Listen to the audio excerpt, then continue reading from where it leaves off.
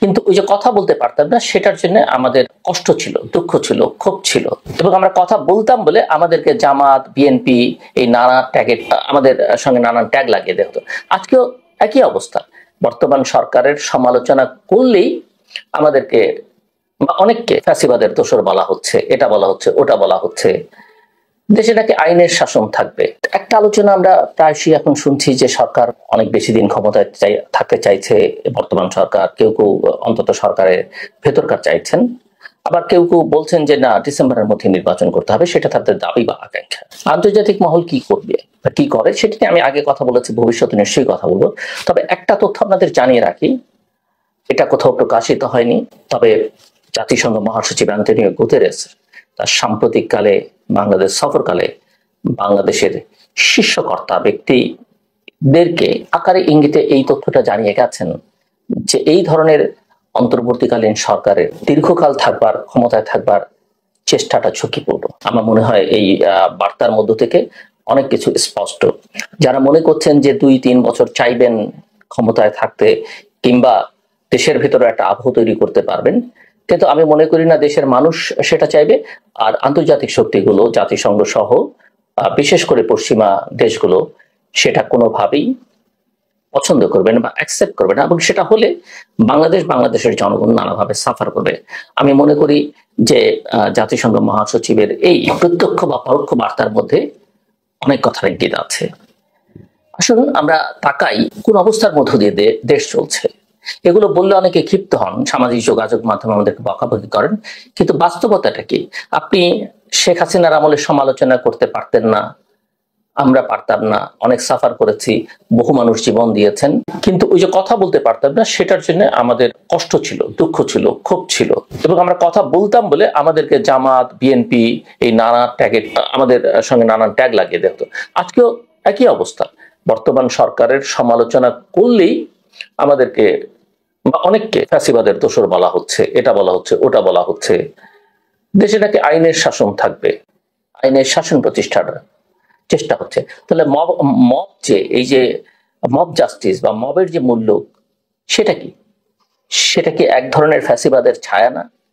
এখন এসব বিষয় নিয়ে কথা বলা যাবে না, অনেকের পছন্দ না, কিন্তু বাস্তবতা হচ্ছে যে এই চিত্রগুলো আছে এবং এই বিষয়গুলো নিয়ে আমাদের কথা বলতে হবে। 5 আগস্ট শেখ হাসিনার বিদায়ের পর থেকে দেশে এক ধরনের মবের মূল্য শুরু হয়েছে, এবং শেখ হাসিনার শাসন ব্যবস্থাতে একটা কর্তৃত্ববাদী, একটা স্বৈরতান্ত্রিক শাসন ব্যবস্থা ছিল, সেটা নিয়ে কিন্তু আমাদের মধ্যে কোনো ভিন্ন মত নেই।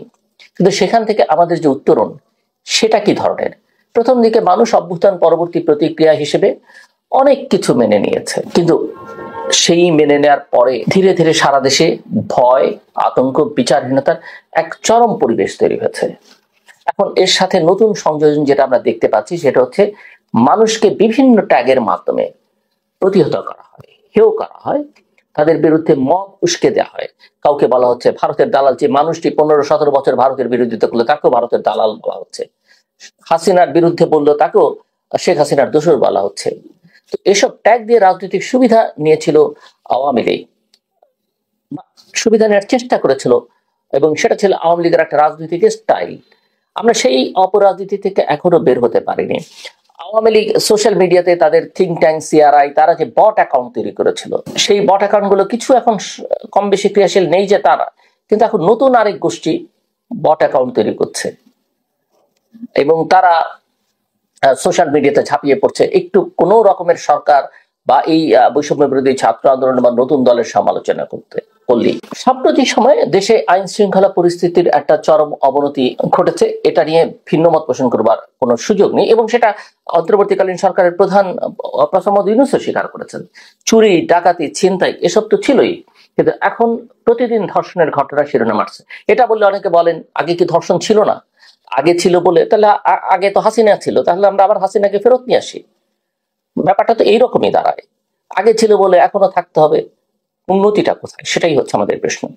সম্প্রতি আপনারা জানেন যে ছোট্ট একটা শিশু আসিয়ার নির্মম ধর্ষণ এবং হত্যার ঘটনা গোটা দেশে আলোড়ন সৃষ্টি করেছে। ঘটনা অনেক ঘটে, গত 15-17 বছরে বহু মানুষ জীবন দিয়েছে, কিন্তু এক আবু সাইদের মৃত্যু গোটা দেশকে নাড়িয়ে দিয়েছে, এক মুগ্ধর মৃত্যু গোটা দেশকে নাড়িয়ে দিয়েছে।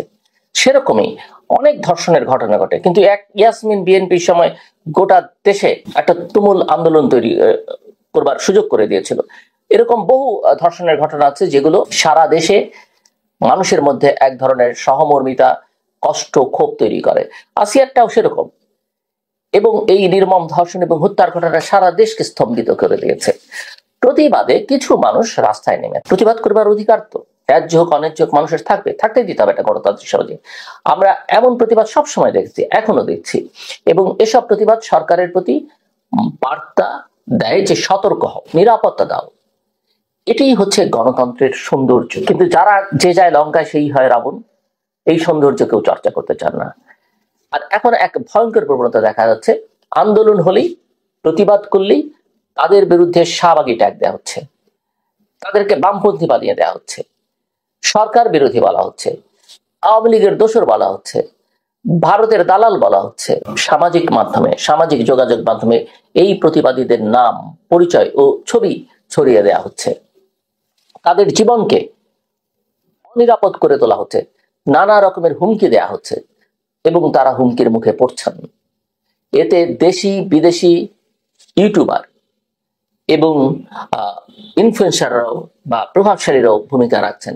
অনেকে আবার ইউটিউবার বললে মাইন্ড করেন, আমি দেখলাম। তাহলে আপনি কি? হ্যাঁ, আমি যদি আপনি আমাকে ইউটিউবার বলতে চান, আই ডোন্ট মাইন্ড। আমার আরো অনেকগুলো আইডেন্টিটি আছে।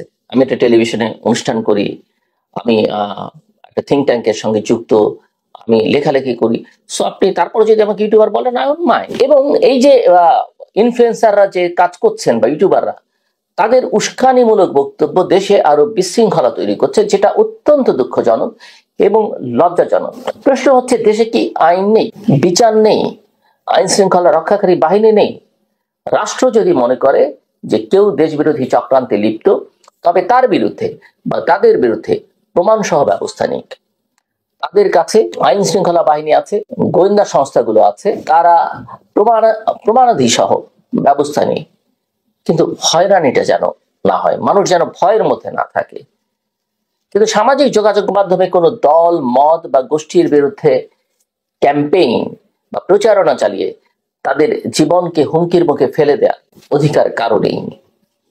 আমরা দেখছি অনেক জ্ঞানী গুণী গুরুত্বপূর্ণ সরকারের সঙ্গে সংশ্লিষ্ট ব্যক্তিবর্গ প্রায়শই নানা রকমের পোস্ট দিচ্ছেন, কিছুটা শোভন আকারে তাদের পোস্ট, কিন্তু তাদের নিচে যে ধরনের উস্কানিমূলক মন্তব্য তাদের সমর্থনে এবং ওই স্ট্যাটাস যার বিরুদ্ধে যাচ্ছে তার বিরুদ্ধে হচ্ছে, যিনি এই পোস্টটা দিচ্ছেন তিনি কিন্তু সেগুলোকে এডিটও করছেন না, সেগুলোকে নিয়ন্ত্রণ করবার চেষ্টা করছেন না। আমি মনে করি মানুষের জীবনকে হুমকির মুখে ফেলে দেওয়ার এই অধিকার কারো নেই, তিনি যেই হন না কেন। এবং সরকারকে এই যে এসব ট্যাগিং রাজনীতি, তার সুবিধাভোগী মনে তো হয় তাই। কারণ এইভাবে ট্যাগিং করে আন্দোলন দমন করা, প্রতিবাদ দমন করা গেলে সরকারের জন্যই সুবিধা, তাই তো? তাই হয়তো এই মব উস্কানি বা মোরাল পুলিশিং নিয়ে কোনো পদক্ষেপ নেওয়া হচ্ছে না। কথা হচ্ছে, কথা শুনতে শুনতে, কথামালার রাজনীতি শুনতে শুনতে আমরা অনেক সময় পার করেছি, কিন্তু কাজ হয় না। ফলাফলটা কি হবে?